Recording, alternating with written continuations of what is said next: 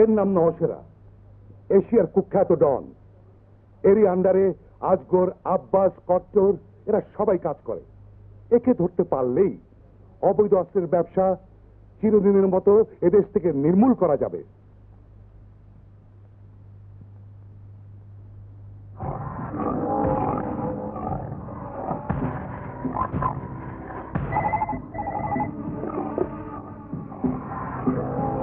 Hello, Azgar Chowdhury.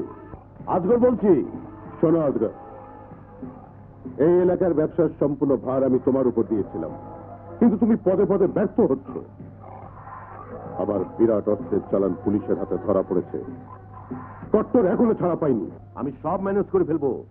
কট্টর খুব শীঘ্রই ছাড়া পাবে। আজগর, মনে রাখবে, ব্যর্থ লোকজন নওশেরা শত্রু বলে বিবেচনা করে। ভাইয়া, এখন কি হবে? ওই হারামজাদা ইন্সপেক্টর একটা ব্যবস্থা করতে হবে। চলো এই মন্ত্রী মামার কাছে যাই। না, এটা মন্ত্রী মামার কাজ নয়।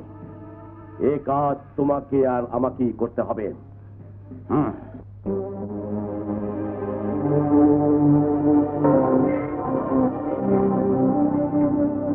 পুলিশ কমিশনার মাইয়া না?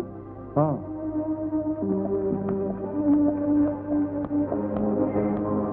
পুলিশ কমিশনার মাইয়া।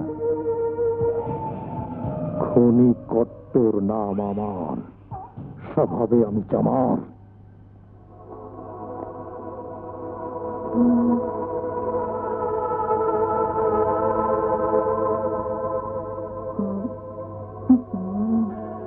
এগুলো তো স্বাস্থ্যসম্মত ভাবে রাখা হয়নি। ব্যবস্থাপনা কিছু তো আছেই ম্যাডাম, তবে এগুলো 3 দিন বেশি এখানে জমা থাকে না।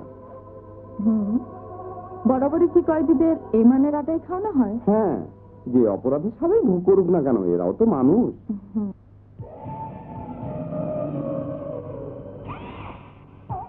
ম্যাডাম, আপনাদের কাগজের সমস্যাগুলো একটু বিস্তারিত লিখবেন। নিশ্চয়ই লিখবো।